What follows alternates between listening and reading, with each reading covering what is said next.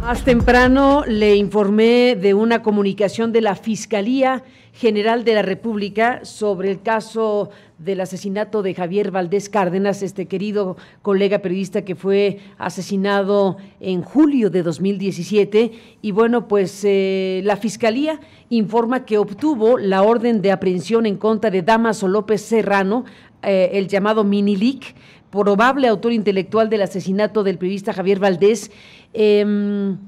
A través de la Fiscalía Especializada en Materia de Derechos Humanos, obtuvo de un juez federal de control en Sinaloa esta orden de aprehensión contra Dámaso L. por su probable responsabilidad como autor intelectual del homicidio.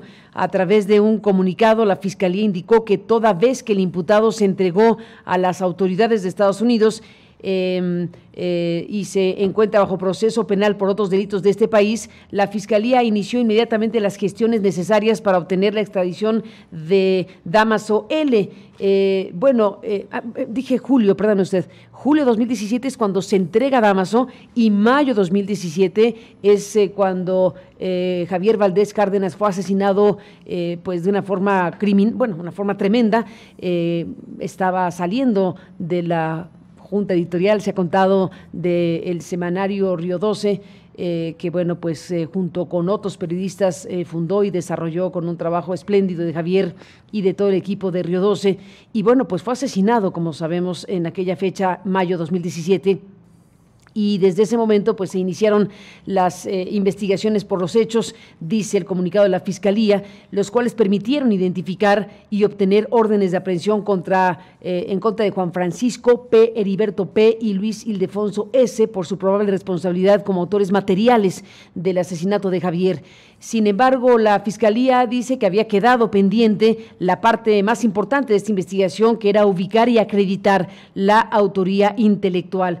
Pues está señalando a Dámaso López Serrano, el Minilic, como quien sería el autor intelectual del asesinato de Javier Valdés. Hemos buscado a nuestro estimado Ismael Bojorquez, que es el director de Río 12, y te agradezco mucho, Ismael, que me tomes la llamada para saber qué piensan ustedes de este anuncio, qué piensas tú como director, qué piensa Río 12 de todo esto. Buenos días, bienvenido, un abrazo.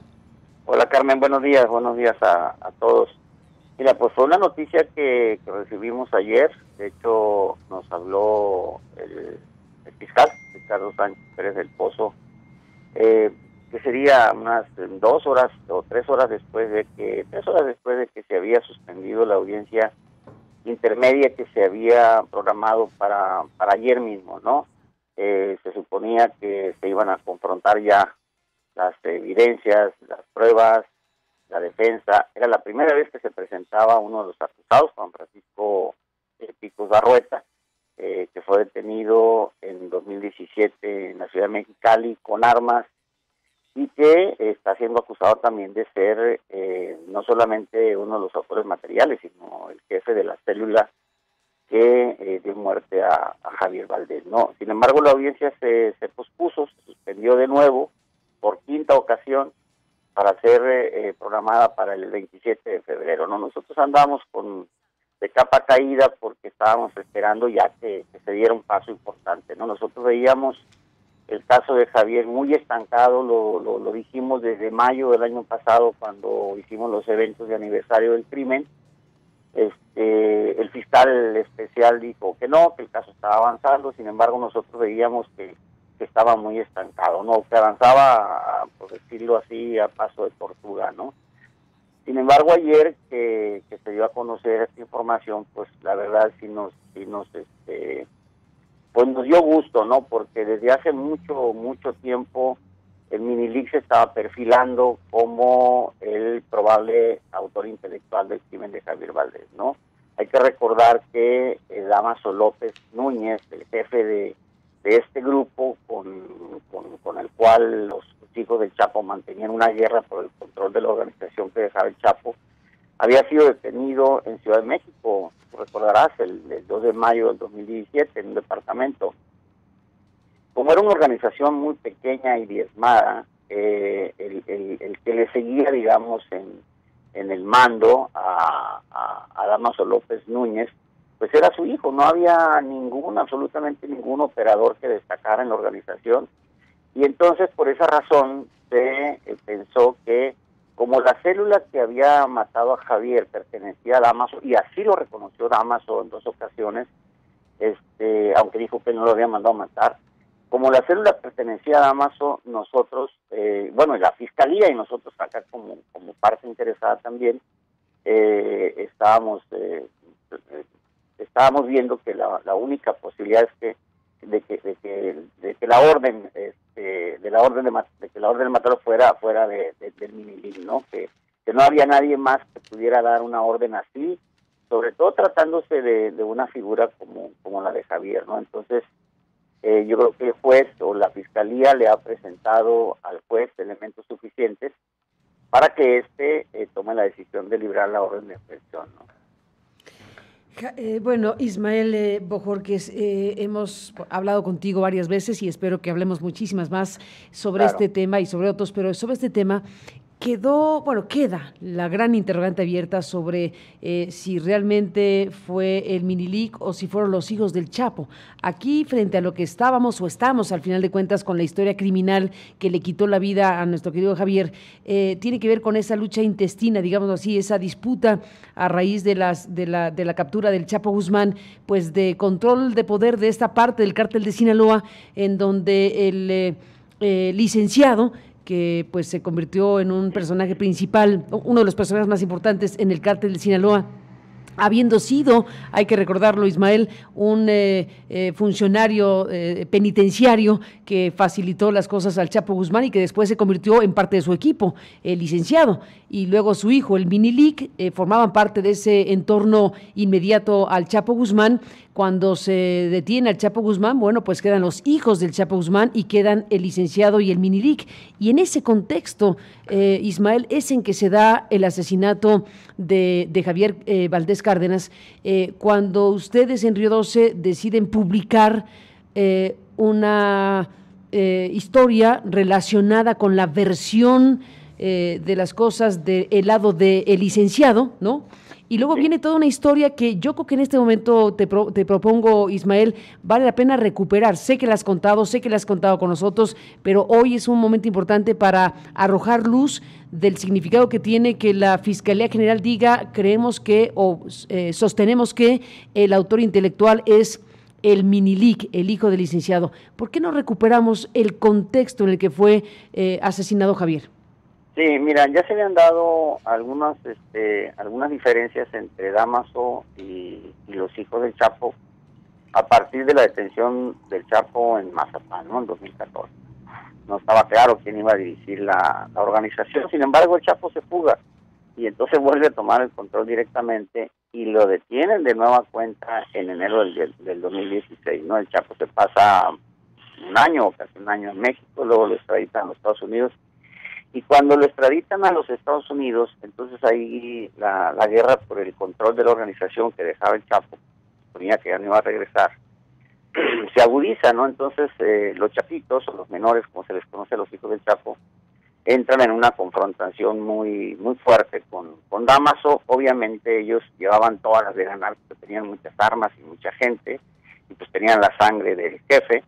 Y Damaso, aunque había sido un operador muy importante del Chapo Guzmán, yo creo que el principal operador del Chapo Guzmán en muchos aspectos, no tenía esa ventaja, ¿no? Y no era un hombre propiamente de armas, ¿no?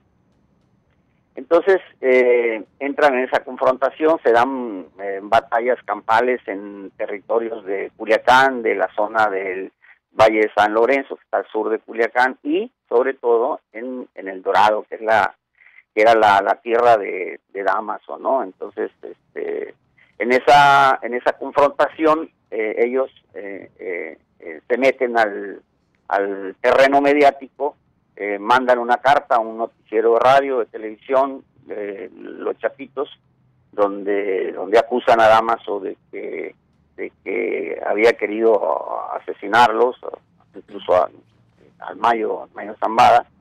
Y el Damaso solicita una entrevista con Río 12, donde pretende aclarar que no está en guerra con los chapitos, que él estima mucho y respeta mucho a su compadre, al Chapo Guzmán, que estima mucho al Mayo Zambada y que estaría dispuesto, él dijo, me acuerdo en aquella ocasión, a tomarse un café con ellos y arreglar el asunto, ¿no? Sin embargo, las cosas estaban estaban ya muy calientes entre ellos. Los chapitos se enteran de que nosotros habíamos entrevistado a Dámaso, pretenden que la entrevista no se escriba, ya se había escrito, pretenden que la entrevista no se imprima, ya se había impreso, y luego pretenden que no se distribuya, ¿no? Y hay que recordar que ellos fueron a la oficina de Río 12, nos quitaron el periódico. Yo hablé con uno de los pistoleros que me lo pusieron al teléfono, el jefe de distribución me lo puso al teléfono, le dije, regrésame el periódico. Me dijo, si no le avisas a la policía, te lo regreso. No le voy a avisar, regrésamelo. El periódico se distribuyó, pero ellos organizaron el aseguramiento del periódico de tal forma de que acompañaron prácticamente a los distribuidores de Río 12 en cada una de las tiendas. Tenemos 500 Oxxos, por ejemplo, en todo Sinaloa, y fueron a cada una de las tiendas acompañando a los distribuidores. Y lo que hicieron fue comprar los periódicos que íbamos dejando, ¿no? Nosotros, de todas maneras, y fue una forma de asegurarlo físicamente. De todas maneras, nosotros al día siguiente o a los 2 días subimos la entrevista íntegra, así como se había publicado en el impreso, a nuestras redes sociales, ¿no? Esa es la historia que está, digamos, previa, ¿no?, al asesinato de Javier. Después las cosas se tensaron mucho, estuvimos muy nerviosos, mataron a Miroslava en Chihuahua, nos pusimos más nerviosos todavía, y en mayo pues ocurrió lo que ya conocemos, ¿no?, el crimen de Javier. Y en mayo ocurrió lo que sabemos que es el asesinato de Javier Valdés. Por eso es importante recordar esto que nos estás diciendo, Ismael, porque al final de cuentas, bueno, en la lógica de investigaciones criminales uno tendría que plantearse en ese contexto quién tendría la motivación, el móvil de algún tipo para matar al periodista. En este caso, la parte del licenciado y el Minilic han negado que ellos hayan matado a Javier. Ha habido un cruce finalmente y quedan como sospechosos principales pues un bando y el otro, en este caso el licenciado y el Minilic, y en este caso los hijos del Chapo Guzmán. La Fiscalía General de la República dice que piensa que fue el Minilic y de esta manera disipa la posible responsabilidad de los hijos del Chapo como autores intelectuales de la muerte de Javier. Así es. De hecho, acuérdate que hay una diligencia que ya se hizo, no sé si ya se hizo público, pero hay una diligencia que ya se hizo en los Estados Unidos. La Fiscalía ya entrevistó ministerialmente a Dámaso López Núñez. Él sigue negando que su hijo haya participado en la autoría intelectual. Acuérdate que Dámaso, cuando declaró contra el Chapo Guzmán en Brooklyn el año pasado, a principios de año el año pasado, dijo que le preguntaron específicamente, uno de los fiscales le preguntó si su hijo había participado, o sea, el Minilic había participado en el crimen de Javier Valdés, y él dijo que no, que a Javier lo habían mandado asesinar a los hijos del Chapo, los hijos de mi compadre, dijo, ¿no? Uh-huh. Entonces, pues obviamente generó mucha polémica, ¿no? Sin embargo, pues todo indica que la Fiscalía sostiene la misma hipótesis en la que ha venido trabajando ya desde hace tiempo, ¿no? Porque desde hace mucho se ventiló que todo apuntaba a que la autoría intelectual del crimen de Javier venía del hijo de Dámaso, ¿no? En tu valoración de las cosas, conociendo el caso de manera directísima, ¿estás conforme con esta hipótesis que presume la Fiscalía General en la autoría intelectual de la muerte? Mira, también nosotros hemos coincidido con lo que nosotros hemos investigado acá como periodistas, no como ministerios públicos, ni como policías tampoco. Como periodistas, lo que nosotros hemos investigado en Sinaloa desde que mataron a Javier coincide con las líneas que trae la Fiscalía. Por eso, las líneas que trae la Fiscalía nos dan a nosotros la confianza de que van en el sentido correcto. Esa es la razón por la que nosotros pensamos que es correcta la hipótesis de la Fiscalía. ¿Es correcta la hipótesis de la Fiscalía? Es decir, para ustedes es correcto pensar o suponer o señalar en este caso a el Minilic, Dámaso López, como autor intelectual de la muerte de Javier. Me parece que sí, Carmen, y aquí en todo caso, como en el caso de los presuntos autores materiales, aquí el reto para la Fiscalía va a ser demostrar, si tener los elementos suficientes para demostrar que unos y otros, y los autores materiales y el autor intelectual, fueron efectivamente ellos, ¿no? Que lo demuestre científicamente en este caso en el juzgado, ¿no? Pues seguiremos esta parte del proceso, pero por lo pronto se da este paso y se gira, bueno, el tema es que se gira orden de aprehensión ya directamente en contra de este presunto autor intelectual del asesinato que se encuentra en Estados Unidos, porque al final, Ismael, tanto el licenciado como su hijo, pues en medio de este contexto de confrontación con los hijos del Chapo, mejor se entregaron a los Estados Unidos. Así es, Carmen. Mira, en el caso del Minilic, yo creo que las acusaciones en contra de él no son son graves, ¿no? Pues está allá, pero no son tantas como la de su padre, ¿no? Entonces, al haberse entregado y al haberse acogido al sistema de testigos protegidos, él va a tener obviamente ventaja, ¿no? Él ha estado declarando contra mucha gente, acaban de sentenciar a 28 años a un operador de los Guzmán en Chicago, con los señalamientos del Minilic, con la colaboración de él. Entonces, es muy probable que el Minilic logre una condena, digamos, pequeña, ¿no? Relativamente pequeña.